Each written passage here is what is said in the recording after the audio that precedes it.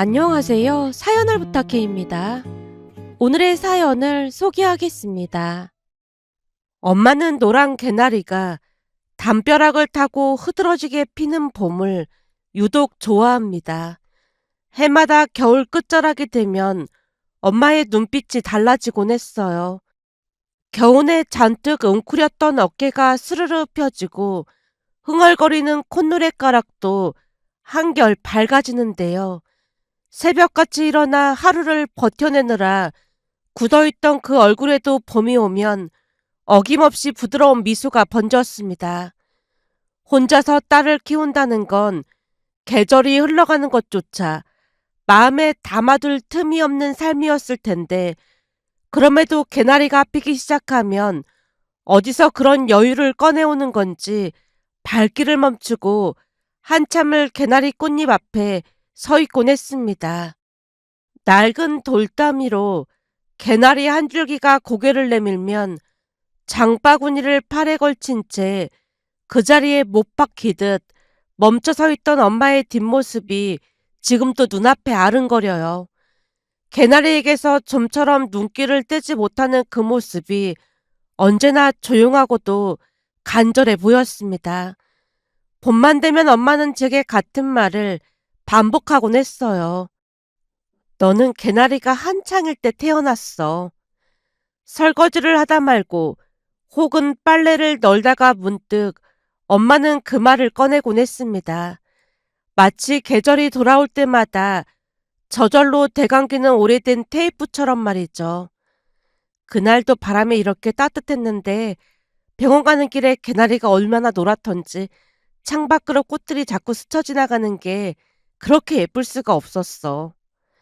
병원으로 향하는 그 길에서 샛노란 개나리 꽃들이 제 탄생을 축하해주는 것 같았다고 했어요. 그래서 너는 봄이 데려다 준 거구나 싶었어. 엄마에게 봄은 단순한 계절의 이름이 아니었던 겁니다. 힘겨운 날들 속에서도 끝내 놓지 않았던 단 하나의 온기가 바로 저였고, 개나리가 노랗게 물드는 그 시간은 세상에서 가장 기다리던 사람을 처음 만난 기억과 고스란히 포개져 있었으니까요. 혼자 감당해야 했던 밤들이 아무리 길고 무거웠어도 봄이 오면 엄마는 괜찮아지는 것 같았습니다. 어쩌면 괜찮은 척이 아니라 정말로 괜찮았는지도 모르겠어요. 개나리가 피는 계절에 태어나준 제가 곁에 있었으니까요. 해마다 개나리가 필 무렵이면 엄마가 유독 제 얼굴을 오래 들여다보곤 했는데요.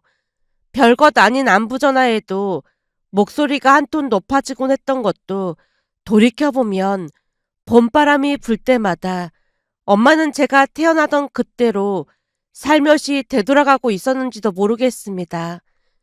하지만 그 기쁨은 오래가지 않았습니다. 봄바람을 타고 찾아온 작은 생명 앞에서 온 세상을 가진 듯 환하게 웃던 엄마 얼굴이 채 1년도 가지 않아 조금씩 빛을 잃어갔어요. 처음에는 사소한 것들이었답니다. 아버지의 귀가 시간이 하루 이틀씩 조금씩 늦춰지기 시작했고, 현관문이 열리는 소리가 점점 새벽 쪽으로 밀려났다네요. 술자리가 잦아졌다는 말을 처음에는 그대로 믿었다고 합니다. 아빠 요즘 바쁜가 보다. 회사에서 큰일이 있나 봐. 엄마는 저를 재우면서 혼잣말처럼 중얼거리곤 했대요. 아기인 제가 알아들을 리 없었지만 누구에게라도 소리내어 말하지 않으면 가슴이 터질 것 같았던 게 아니었을까 싶어요. 그러던 어느 날이었습니다. 아버지의 양복 주머니에서 영수증 한 장이 바닥으로 떨어졌다네요. 엄마가 한 번도 가본 적 없는 레스토랑, 두 사람 몫의 코스 요리, 빨래를 하려고 주머니를 뒤집다가 그걸 발견한 엄마의 손끝이 파르르 떨렸다고 합니다. 그때부터 흩어져 있던 퍼즐 조각들이 하나씩 자리를 찾아가기 시작했다네요. 낯선 향수 냄새가 배어있던 셔츠, 욕실에서 점점 길어지던 통화 시간, 눈을 마주치면 먼저 시선을 피하던 아버지의 불안한 눈동자, 출장을 간다며 자주 집을 비우던 시간들, 그 모든 파편이 하나의 그림으로 완성되었을 때 엄마의 세계는 소리 없이 무너져 내렸습니다. 너 다른 사람 생겼어. 결국 아버지 입에서 그 말이 흘러나온 건 차디찬 겨울밤이었다네요. 거실 소파에 걸터앉아 고개를 숙인 채 내뱉은 그 한마디가 엄마의 봄을 통째로 앗아갔습니다. 그 와중에도 엄마 머릿속에는 오로지 저 하나뿐이었기에 아버지를 붙잡고 울며 매달렸지만 이미 그의 마음속에는 다른 사람이 깊숙이 자리하고 있었어요. 그 말이 닿을 리 없었고 아버지는 그 길로 집을 나가버렸다고 했습니다. 엄마는 그럼에도 이혼만큼은 절대 할 수 없다며 강경하게 버텼답니다. 그러자 아버지가 상간녀를 앞세워 찾아와 행패를 부리기까지 했다네요. 그 과정에서 알게 된 사실이 하나 있었는데요. 상간녀의 배가 이미 제법 많이 불러있더라는 겁니다. 결국 상간녀를 옆에 세워둔 채 아버지가 엄마 앞에 무릎을 꿇었답니다. 이 사람 뱃속의 아이가 내 아들이야. 그러니까 이혼해줘. 그럼 이 집이랑 민정이는 전부 포기할게. 당신도 손해보는 건 없잖아. 그 말을 들으며 엄마는 아버지의 마음이 완전히 돌아섰다는 걸 비로소 실감했다네요. 그런데 그 무렵 집안이 두 쪽으로 갈라졌습니다. 이혼 이야기가 수면 위로 떠오르자 가장 먼저 들고 일어난 건 고모들이었어요. 피를 나눈 자매였지만 두 사람의 입에서 나오는 말은 방향 자체가 달랐습니다. 먼저 찾아온 건 작은 고모였어요. 문을 열고 들어오자마자 식탁을 손바닥으로 내리치며 말했다네요. 옳게 깔끔하게 정리해. 새울개 뱃속에 아들이 있다잖아. 이제 와서 붙잡고 늘어져봤자 꼴만 더 사나워질 뿐이야. 엄마는 그 말을 들으며 숨이 막히는 것 같았다고 합니다. 바람을 피운 것도 모자라 상간녀 배 안에 이미 아이가 자라고 있다는 사실을 위로가 아닌 협박의 재료로 꺼내드는 시누이 얼굴이 너무나도 낯설었다고 했어요. 작은 고모는 거기서 멈추지 않았습니다. 그리고 재산 얘기는 꺼내지도 마. 네가 뭔데 우리 집 재산을 가져가? 그냥 몸만 나가. 바람을 피운 건 아버지인데 마치 엄마가 무슨 잘못이라도 저지른 사람처럼 몰아세웠다네요.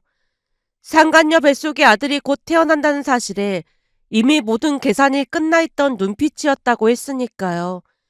그 차가운 셈법 앞에서 엄마와 저는 하루아침에 처분해야 할 짐짝이 되어버렸어요. 엄마가 입술을 깨물며 고개를 떨구고 있을 때였습니다. 곧 숨을 몰아쉬며 들어선 건 큰 고모였다네요. 작은 고모를 한 차례 훑어본 뒤 식탁 앞에 걸터 앉으며 입을 열었답니다. 내가 들어오면서 들었는데 너 제정신이야? 작은 고모의 표정이 굳어졌다네요. 잘못한 놈이 무릎을 꿇어야 할 판에 뭐? 피해자한테 몸만 나가라고? 그게 사람 입에서 나올 소리야? 큰 고모의 목소리는 높지 않았답니다. 그러나 한 글자 한 글자에 단단한 무게가 실려 있었다네요. 작은 고모가 끼어들려 하자 큰 고모가 손바닥을 펴들어 제지하며 말을 이었답니다. 상간녀 뱃속에 아들이 있는 게 무슨 훈장이야? 어디서 바람 피운 인간을 두둔하고 있어? 언니, 그래도 아들이라잖아. 아내랑 어린 딸 놔두고 딴 여자랑 바람 피운 걸 뭘 잘했다고 두둔해? 그 인간이 올케한테 집이랑 다 주겠다고 했으니까 넌 가만히 있어. 네가 뭔데 끼어들긴. 언니가 남이야? 꼭 남같이 말하고 그래. 그럼 민정이는 남이니? 민정이가 남이냐고. 민정이는 딸이고 이제 곧 태어날 애기는 아들이라잖아. 그러니까 우리는 무조건 그쪽 편을 드는 게 맞는 거지. 옳고 그름 앞에서 편이 어딨어? 잘못했으면 잘못했다고 해야 맞는 거지. 쓸데없는 소리 하지 말고 당장 나가. 동병상련 그런 건가 보네. 근데 남편이 바람피는 사람들 보면 다 그럴 만한 이유가 있더라고. 옆편 내가 얼마나 못났으면 남편이 바람을 피겠어? 작은 고모가 씩씩대며 문을 박차고 나가자 큰 고모가 조용히 엄마 손을 두 손으로 감싸쥐었다네요. 올케, 정말 미안해.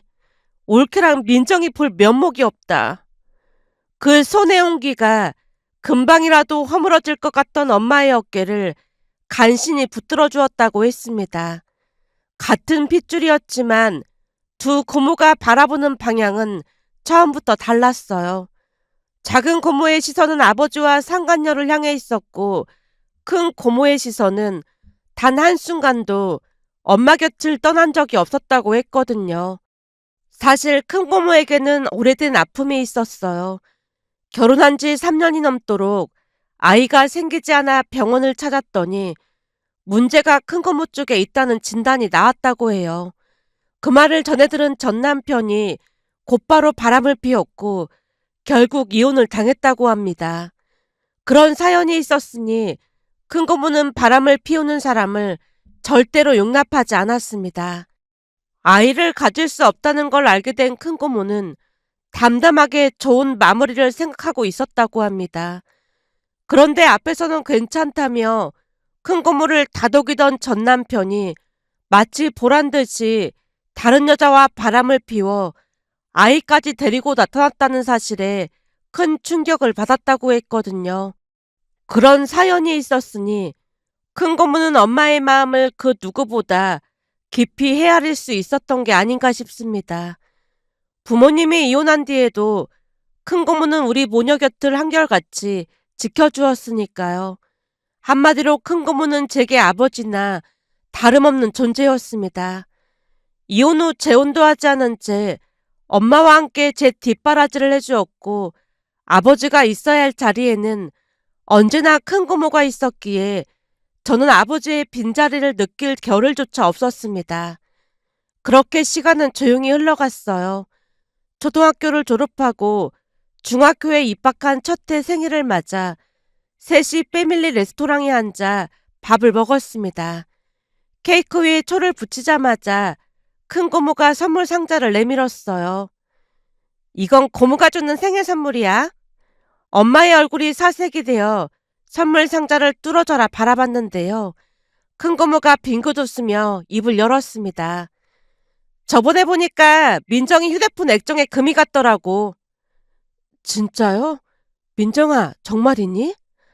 아, 그게 금이 간 건 맞는데 테이프 붙여서 쓰니까 쓸만하더라고.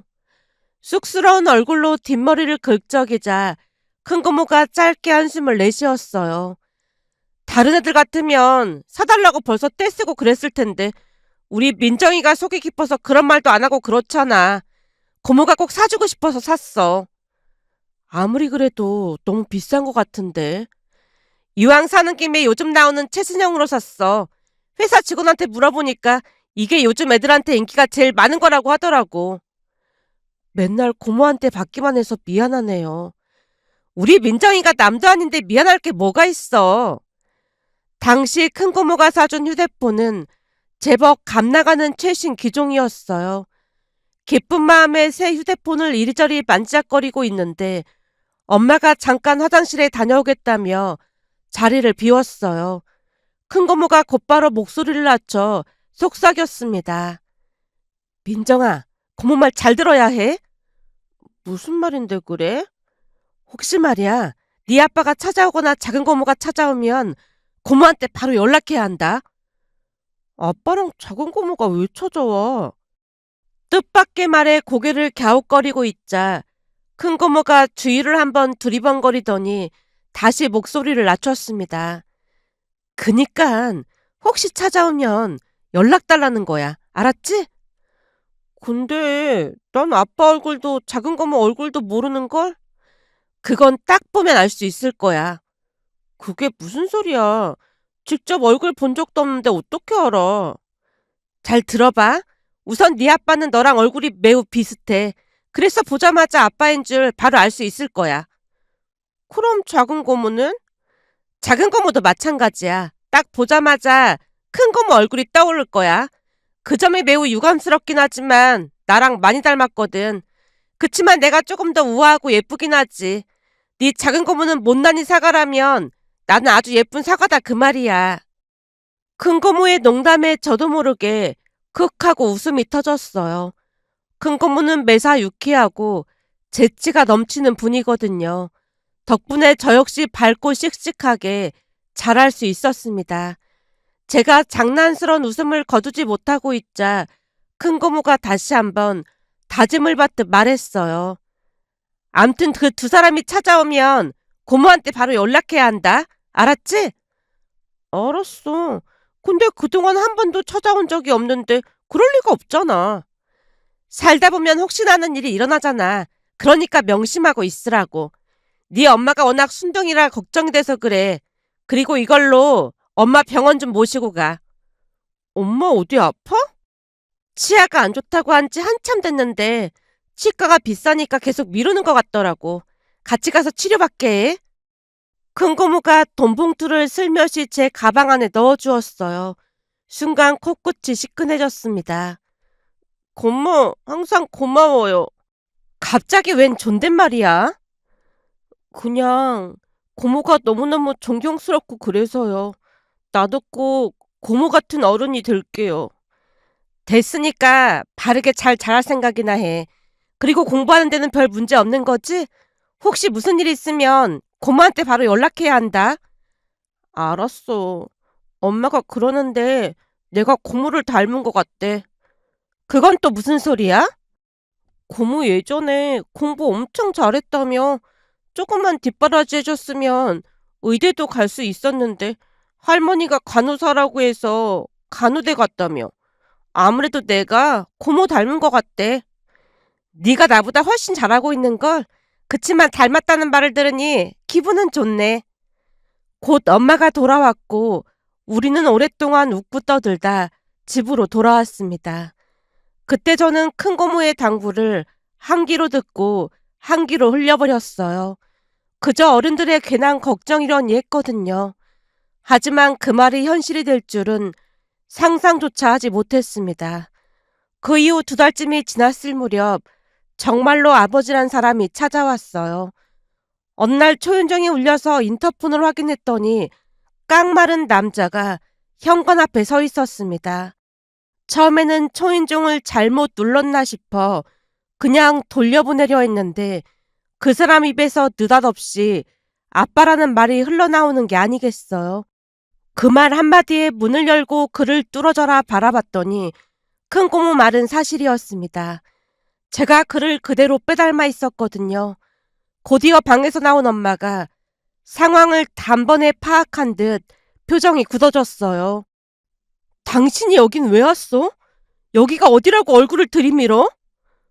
저기 그게 민정이도 보고 싶고 해서. 민정이가 보고 싶은 사람이 이제야 나타나? 그동안 우린 당신 없는 사람이라고 여기고 살았으니까 다시는 찾아오지 마. 엄마가 문을 닫으려 하자 아버지가 애원하듯 외쳤습니다. 여보, 내가 지금 많이 아파. 그걸 왜 우리한테 말해? 당신 마누라한테 말하면 되잖아. 우선 나 좀 들어갈게. 아버지가 기어이 집 안으로 들어서더니 소파에 앉으며 주위를 찬찬히 둘러봤어요. 당신이랑 민정이 두고 나갔어. 나는 천벌을 받았는데 두 사람은 잘 살고 있었네. 잘 살고 있어? 그동안 내가 얼마나 고생한 줄 알고 나는 소리야? 뚫린 입이라고 말을 막 하네. 그러게, 나는 천벌받았다고 말했잖아. 아버지가 긴 한숨을 내쉬었습니다. 안색이 몹시 나빠 보였고 뭔가 심상치 않은 기운이 역력했어요. 우린 더 이상 할 말 없으니까 그만 가봐. 저기, 내가 수술을 해야 하는데 돈이 없어. 당신이 한 번만 도와주면 안 될까? 진짜 양심이 없어도 너무 없다. 지금까지 우리가 어떻게 사는지 한 번을 들여다본 적도 없으면서 몸이 아프니까 갑자기 찾아와서 도와달래? 내가 당신을 왜 도와줘야 하는데? 당신은 지금 이게 말이 된다고 생각해? 물론 나도 염치 없다는 건 잘 알고 있어. 그치만 어디 가서 도움을 청할 사람이 없어서 큰맘 먹고 찾아온 거야.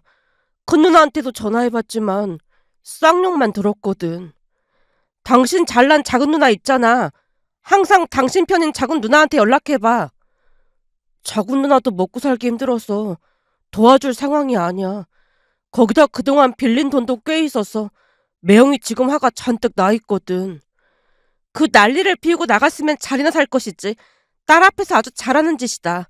암튼 우리는 도와줄 돈 없으니까 그만 가봐. 엄마가 아버지를 내보내려 했지만 그는 나갈 기색이 전혀 없었습니다. 입술을 굳게 닫은 채 돈을 받기 전까지는 한 발짝도 물러서지 않겠다는 듯 적반하장으로 버텼어요. 그 순간 큰 고모가 했던 말이 머릿속을 스쳤습니다. 서둘러 전화를 걸었더니 채 20분도 되지 않아 큰 고모가 현관 앞에 나타났어요. 이런 정신나간 인간이 여기가 어디라고 들어와서 행패를 부리고 있어? 내가 언제 행패를 부렸다고 그래? 그냥 가만히 앉아있었구만. 지금 이게 행패가 아니고 뭐야? 다른 사람도 아니고 네가 여기에 있다는 게 말이나 되는 소리야? 건 누나 진짜 너무하네. 내가 누나 친동생이지 저 사람이 누나 동생이야? 근데 나는 안 챙기고 왜 저 사람만 챙기는 거야? 야, 이 미친 인간아. 네 눈에는 민정이가 보이지도 않냐? 네 딸이 그동안 어떻게 살았는지 궁금하지도 않아? 예전이나 지금이나 넌 금수맛도 못한 인간이야. 시끄럽게 하지 말고 당장 여기서 나가. 누나, 그러니까 나 돈 좀 줘. 수술 안 받으면 저 세상 갈 수도 있다니까. 대장암이 어디 보통 병이야? 나 진짜 큰일 날 수도 있다니까. 그러게 착하게 살아야지. 네가 한 만큼 벌 받은 거야. 그렇게 누가 그러고 살라고 했어? 그러니까 좀 도와달라고. 사실 그때 내가 주고 간 돈으로 이렇게 잘 먹고 잘 사는 거잖아. 그 말이 아버지 입에서 터져나오던 순간 큰 고모가 그의 팔을 낚아채듯 잡아 끌어 현관 밖으로 내몰았습니다. 두 번 다시 찾아오지 마. 그동안 양육비 한 번 준 적도 없으면서 어딜 찾아와서 돈을 내놓으래. 큰 고모가 쐐기를 박듯 쏘아붙이자 아버지는 어깨를 축 늘어뜨린 채 발걸음을 돌렸습니다. 사실 큰 고모는 간호사로 일하는 틈틈이 공인중개사 자격증까지 취득할 만큼 재테크에 관심이 깊은 분이었어요. 살던 집을 처분하고 송파 쪽으로 집을 옮기라고 엄마에게 먼저 권유한 것도 큰 고모였습니다. 부족한 금액은 큰 고모가 선뜻 빌려줬고 엄마는 달마다 꼬박꼬박 갚아나갔어요. 그때 큰 고모의 판단이 얼마나 탁월했던 건지 지금 생각해봐도 새삼 감탄스럽습니다. 밖에서 인기척이 사라지자 엄마가 낮게 한숨을 내쉬었어요. 얼굴 보니까 꼴이 말이 아니던데 그냥 둬도 되나 모르겠어요. 아프다는 게 거짓말 같지 않던데. 아픈 건 사실이더라고. 그럼 진짜 대장암이란 말이에요? 엄마가 눈을 동그랗게 떴습니다. 큰 고모가 잠시 허공을 응시하다 나직이 입을 열었어요. 대장암이 맞긴 한 것 같아. 그럼 아픈 사람을 나 몰라라 하면 안 되는 거잖아요. 지금껏 잘 먹고 잘 살다가 아파서 찾아온 사람이 믿지도 않아? 저도 사람인데 왜 안 믿겠어요. 그치만 누가 뭐라고 해도 민정이 아빠잖아요. 아픈데 돈이 없어서 수술도 못하고 떠나버리면 죄책감이 생길까 그게 걱정인 거죠. 암튼 올케는 너무 착해 빠져서 문제야. 그건 내가 알아서 할 테니까 더 이상 신경 쓰지 마. 사실 나한테 먼저 연락이 왔는데 내가 모질게 말했거든. 그치만 올케 말대로 사람은 살리고 봐야 할 것 같아서 수술비 정도만 도와줄 생각이었어. 근데 자꾸만 올케랑 민정이가 생각나서 괘씸하고 그렇더라고. 그래도 그 사람이 형님한테는 동생이잖아요. 암튼 내가 알아서 할 테니까 더 이상 신경 쓰지 마. 그 이후 큰 고모가 아버지 수술비를 마련해줬다는 소식이 전해졌고 수술은 잘 되었다고 했습니다. 하지만 얼마 지나지 않아 재발이 되었고 아버지는 끝내 세상을 떠났어요. 아버지에 대한 정 같은 것은 남아있지 않았지만 까닭 모를 슬픔이 어딘가에서 스며들었습니다. 하지만 그 슬픔도 아주 잠시였어요. 잠깐 숨을 고르던 시간도 끝나고 저는 다시 그 현실을 마주해야 했습니다.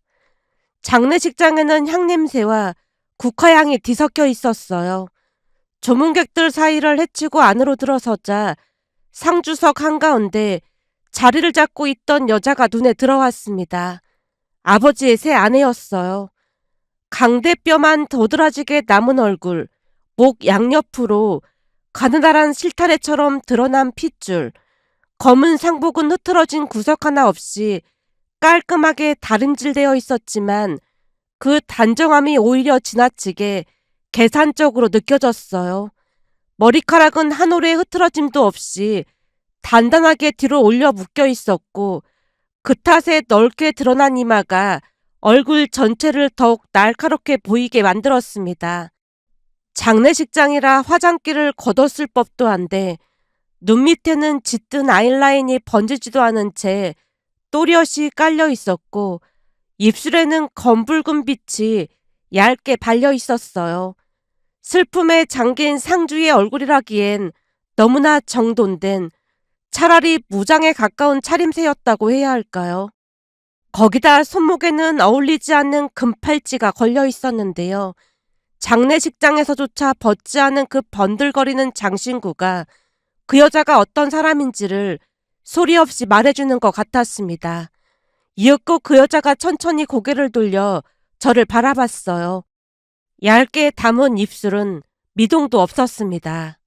반쯤 내려앉은 눈꺼풀 사이로 쏘아부는 눈동자는 유리 파편처럼 날이 서 있었는데요. 니들이 여기에 왜 왔느냐고 묻는 것 같기도 하고 감이라는 두 글자를 소리 없이 내뱉는 것 같기도 했습니다. 그리고 예상대로 그녀는 우리를 향해 삿대질을 하며 분노를 쏟아냈어요. 장례식장이 엉망이 되는 것보다는 그 자리를 피하는 편이 낫겠다 싶어 우리는 결국 조문도 제대로 마치지 못한 채 돌아서야 했습니다. 그 이후 아버지 낙골당에 다녀온 것이 전부였어요. 아버지에게 특별한 정이 없었기에 어떤 감정도 오래 머무르지 않았습니다. 공부에만 매달리는 하루하루가 조용히 그리고 묵묵히 이어졌어요. 그렇게 저는 엄마와 큰고모의 뒷바라지에 힘입어 대학에 들어갔고 졸업 후에는 다시 한번 이를 악물고 공부해서 공기업에 입사했습니다. 그 이후 엄마와 큰고모를 모시고 여행도 자주 다녔고 셋이 둘러앉아 밥을 먹는 것만으로도 세상에서 가장 행복한 사람이 된 것 같은 기분이 들곤 했습니다. 그러던 중 지금의 남편을 만났고 결혼을 앞두고 있던 어느 날 엄마가 큰고모에게 조심스럽게 말을 꺼냈습니다. 고모, 내가 곰곰이 생각해봤는데 민정이도 결혼하고 나면 이 큰 집에 혼자 살아야 하잖아요. 그러지 말고 우리 둘이 같이 사는 게 어때요? 한 집에서 살게 되면 관리비도 줄어들고 둘이 맛있는 것도 해먹고 좋을 것 같아서요. 나도 그 생각을 안 해본 건 아닌데 혹시나 올케가 불편해할까봐 말 못 꺼냈어. 근데 먼저 말 꺼내줘서 정말 고마워. 저도 의지할 곳이라고는 고모밖에 없는걸요. 그러니까 우리 건강하게 오래오래 같이 살아요. 두 분이 손을 맞잡고 한동안 소리 없이 눈물을 흘렸습니다. 그리고 제가 결혼한 뒤 두 분은 마침내 한 집에서 살게 되었어요. 엄마와 큰고모가 함께 지내면서 우리 가족 사이에는 눈에 보이지 않는 무언가가 더욱 단단하게 엮이기 시작했습니다. 두 분이 서로 곁에 있다는 것만으로도 마음 한켠이 든든했으니까요. 시부모님도 큰고모의 헌신에 깊이 감사하셨고 가끔은 시어머님과 엄마, 큰고모 세 분이 함께 밥상을 마주하기도 하면서 고요하고 평화로운 날들이 이어졌습니다. 그 사이 저는 아들을 낳았고 더 바랄 것 없을 만큼 충만한 나날이 흘러갔어요. 그러던 어느 날은 도련님이 결혼할 사람을 데려온다는 말에 온 가족이 음식 준비로 부산을 떨었습니다. 도련님은 어릴 때부터 수제소리를 달고 살 만큼 공부를 잘했다고 했어요. 그러다 보니 자연스레 의대에 진학했고 지금은 안과의사로 일하고 있습니다. 그런 도련님이 병원에서 만난 사람과 결혼하겠다고 하자 시부모님이 이것저것 물어보신 모양인데 알고 보니 간호사라고 했다네요. 큰고모도 오랫동안 간호사로 일을 했다 보니 반가운 마음이 앞섰지만 시어머님의 표정은 어딘지 어두워 보였습니다. 결국 조심스럽게 여쭤봤어요. 어머님, 간호사라고 해서 마음에 안 드세요? 나도 내가 이렇게 속물인지 처음 알았잖니. 사람 마음이 참 그런 게. 우리 아들은 의사인데 간호사랑 결혼한다니까. 왠지 손해보는 느낌이 들고 그렇지 뭐니. 나 속물 같지? 아니요. 속물 같고 그렇진 않아요. 입장 바꿔놓으면 다 같은 마음일 테니까요. 오히려 이번 일을 계기로 어머님이 더 좋은 분이라는 걸 알았어요. 그건 또 무슨 소리니? 지금 상황에서 도련님이 아깝다는 생각이 드는 건 충분히 있을 수 있는 일이잖아요. 그럼 대부분은 반대하고 난리가 나기 마련일 텐데 어머님은 스스로를 돌아보고 계시잖아요. 그만큼 어머님 인품이 훌륭하시다는 거 아니겠어요? 제가 아버지 없이 자란 부분에 대해서도 아무런 내색을 하지 않으셨잖아요. 어머님은 정말 좋은 분이세요. 우리 큰며느리가 내 마음을 잘 알아줘서 아주 고맙다. 속물이라고 비난하지 않고 공감해줘서 정말 정말 고맙구나. 아부하려고 하는 말이 아니라 어머님은 정말 좋은 분이세요. 그러니까 예비동서한테도 살갑게 잘 대해주세요. 그치만 어머님 성격에 내 가족이다 하고 받아들이면 언제 그랬냐는 듯 금세 잘해주실 거잖아요. 내 배 아파 낳은 자식보다 내 속을 더 잘한다니까. 시어머님이 제 등을 가만히 토닥여 주셨어요. 겉과 속이 다르지 않고 솔직 담백한 분이라 저도 늘 마음이 편했습니다. 잠시 후 도착한 예비동서는 딱 봐도 참해 보이는 인상이라 다행이다 싶었습니다. 예비동서가 돌아가고 뒷정리를 마친 뒤 집에 돌아오자마자 남편이 신기하다는 표정으로 운을 뗐어요. 근데 진짜 신기한 것 같아.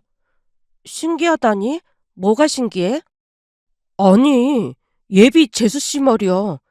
당신이랑 많이 비슷하게 생긴 것 같더라고. 나랑 닮았다고? 에이, 나보다 훨씬 예쁘던데 닮긴 뭐가 닮았다고 그래. 내가 볼 때는 하나도 안 닮았던데. 아니야. 딱 보자마자 왠지 당신이랑 비슷하다는 생각이 들었다니까. 형제는 닮는다더니 여자분은 눈이 똑같을 줄 누가 알았겠어. 남편이 신기하다는 듯 몇 번이나 고개를 갸웃거렸어요. 그때는 그다지 깊이 생각하지 않고 그냥 흘려들었습니다. 그런데 얼마 뒤 상견 옛날 전혀 예상치 못한 일이 벌어졌어요. 예비 동선의 가족은 부모님과 오빠 내외가 참석을 했는데요.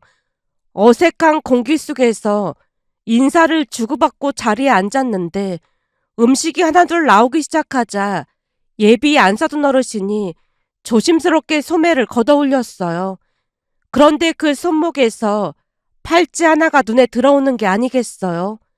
순간 어디선가 본 듯한 기시감 같은 것이 스쳐 지나갔습니다. 하지만 쉽게 떠오르지 않는 기억에 저도 모르게 잠시 생각에 잠겼습니다. 그러면서 예비 안 사둔 어르신의 얼굴을 찬찬히 살펴보니 낯설지가 않았어요. 분명 어딘가에서 마주친 적이 있다는 느낌이 마음 한켠에 깔려 있었습니다.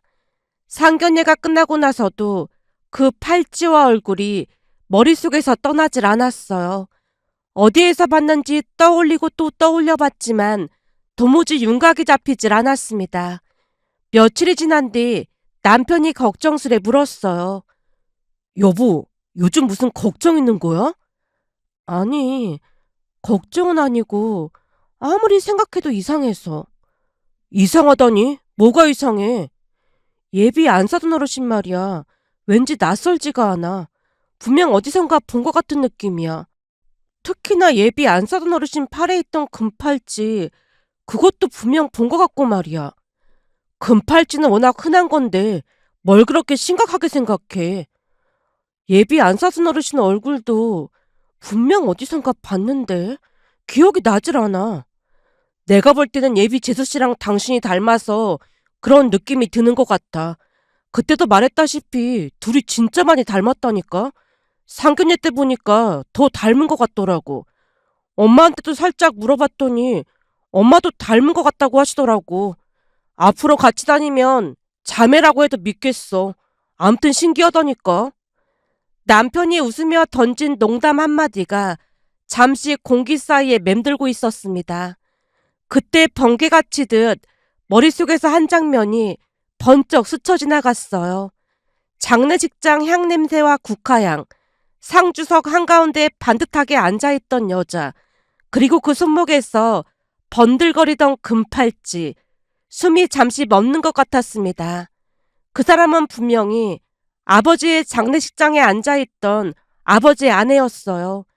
그 일이 워낙 오래되긴 했지만 제 기억력이 나쁘지 않다는 걸 스스로 잘 알고 있었기에 확신은 쉽게 흔들리지 않았습니다. 그 즉시 친정으로 향했습니다. 집 안으로 들어서자마자 숨도 고르지 못한 채 말을 쏟아냈어요. 엄마, 고모, 혹시 그 사람 말이야? 그 사람이라니? 다짜고짜 그게 무슨 소리야? 그러니까 아버지 아내 말이야. 그 사람 얘기는 갑자기 왜 꺼내고 난리야? 엄마가 미간을 잔뜩 찌푸렸습니다. 저도 모르게 목소리가 한 톤 높아졌어요. 도련님 상견례 때 예비동서 엄마란 사람이 그 사람 같아. 순간 숨소리 하나 들리지 않을 만큼 무거운 정적이 집안을 가득 채웠습니다. 먼저 입을 뗀 건 고모였어요. 그게 무슨 말도 안 되는 소리야? 네가 잘못 봤겠지. 내 기억력이 얼마나 좋은지 다들 알잖아. 분명히 그 사람이야. 장례식장에서 봤던 그 팔찌며 광대뼈 부분이 그대로야. 말도 안 돼. 이게 무슨 일이라니? 다리에 힘이 빠진 듯 엄마가 그 자리에 털썩 주저앉았습니다. 엄마, 괜찮아? 그 사람이 봤다면 악연도 이런 악연이 어딨다니? 혹시 착각한 거 아닐까? 아니야. 분명히 그 사람이었어. 근데 이상한 게 있는데 아버지가 돌아가셨으니까 그 자리가 비어 있어야 맞는 거잖아. 근데 아버지란 사람이 앉아 있었거든. 그래서 처음에는 전혀 생각을 못했던 것 같아. 아버지 자리에 누가 앉아 있었다고? 오, 분명히 아빠라고 했다니까. 고모가 잠시 멍하니 생각에 잠겼다가 혼잣말처럼 중얼거렸습니다. 그럼 재혼했나 보네. 재혼? 그 여자가 워낙 그런 여자라 네 아버지 세상 떠나고 난 뒤 다른 남자를 또 꼬신 모양이네. 그 여자라면 충분히 그러고도 남지. 내가 이러고 있을 게 아니라 당장 확인 좀 해봐야겠다. 고모가 어떻게 확인을 해? 요즘은 돈만 주면 뒷조사가 가능해. 고모가 알아볼 테니까 넌 모른 척 조용히 있어. 그 뒤 시간이 얼마나 흘렀을까요? 고모에게서 연락이 왔고 남편과 함께 친정으로 달려갔습니다. 고모 입에서 충격적인 말이 터져나왔어요. 내가 조사해봤더니 민정이 네 말이 맞았어. 그 사람이 맞는 거지. 그 사람이 맞더라. 거봐, 내 기억이 틀리지 않다고 했잖아. 뭐야, 그럼 예비 재수씨랑 당신이 자매라는 거야? 남편의 눈이 동그래진 채 소리쳤어요. 자매는 아니고 핏줄이라는 것 때문에 억지로 얽혀있는 거지 뭐. 근데 지금 그게 문제가 아니고 도련님이 결혼하면 족보가 이상해지는 거 아닌지 모르겠네. 제가 긴 한숨을 내쉬던 순간 고모가 더욱 무게감 있는 목소리로 입을 열었습니다. 지금 그게 문제가 아니야. 더 큰 문제가 있어. 더 큰 문제라니? 확인해보니까 그 집 모녀가 사돈총각한테 대놓고 접근한 모양이더라고. 사돈총각이 착하니까 만만한 상대로 본 거지. 공부만 했던 사람이니 모든 걸 맞춰주니까 빠져들었고 말이야. 이건 뒷주사하는 사람들이 보내온 녹음 내용이야. 고모가 휴대폰을 꺼내 재생 버튼을 눌렀습니다. 스피커를 통해 흘러나온 모녀의 대화는 상상을 가뿐히 뛰어넘는 것이었어요. 안 걸리게 잘해야 한다. 근데 아직도 애소식은 없는 거야. 내가 무조건 임신부터 해야 한다고 했잖아. 나도 노력하고 있지. 근데 잘 안 되는 걸 어떡해. 내가 볼 때는 남자가 부실해서 그런 것 같아. 영 내 스타일이 아닌데 아무리 의사라도 결혼하는 게 맞나 싶어. 결혼만 하면 팔자가 피는데 네가 지금 그런 말 할 때야?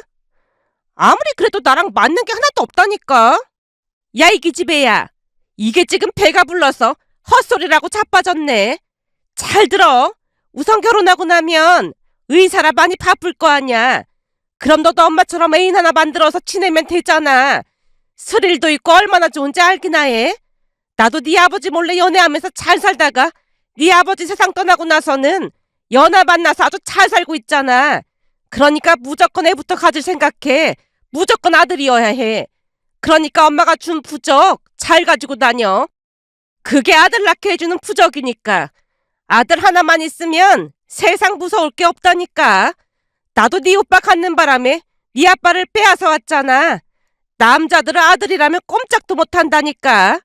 그러고 나서 엄마처럼 애인 만들어서 실컷 즐기면서 살면 되잖아. 알았어. 노력해볼게. 녹음 내용을 다 들은 뒤 한동안 아무도 입을 열지 못했습니다. 대화 내용을 다 들은 남편의 얼굴이 사색이 된 채 손이 덜덜 떨리고 있었어요. 잠시 후 남편이 녹음 파일을 보내달라고 했고 우리는 곧장 시댁으로 향했습니다. 도련님까지 불러 앉혀놓고 파일을 재생시키자 온 가족의 얼굴이 새파랗게 질려버렸어요. 가장 큰 충격을 받은 건 두말할 나위 없이 도련님이었습니다. 그렇게 또다시 시간이 흘렀고 도련님이 헤어졌다는 말을 입 밖으로 꺼냈어요. 충격이 어찌나 컸던지 도련님은 다니던 병원에 휴가 신청을 한 뒤 홀로 여행을 떠날 정도였습니다. 그런데 그 일은 거기서 끝나지 않았습니다. 상황이 어그러지자 그쪽에서도 서둘러 사태를 파악하기 시작한 모양이었어요. 그 과정에서 우리의 관계를 알게 된 듯 했습니다. 그러던 어느 날은 엄마 고모와 함께 밥을 먹고 집으로 돌아오는 길이었어요. 아파트 1층 입구에 발을 들여놓는 순간 그 모녀가 나란히 서 있는 것이 눈에 들어왔습니다. 그리고는 제게 대뜸 손을 모아 빌기 시작하는 게 아니겠어요? 저기 우리가 핏줄을 나눈 자매인데 말 좀 잘해주면 안 될까요? 난 상관없는 일이니까 그만 가보세요. 겹사돈도 있다고 하던데 우리가 결혼하면 자매끼리 더 잘 지낼 수 있잖아요. 이래서 핏줄이 땡긴다는 말이 있나 봐요. 언니를 처음 보자마자 왠지 익숙하고 그랬거든요. 쓸데없는 소리 하지 말고 그만 가봐요.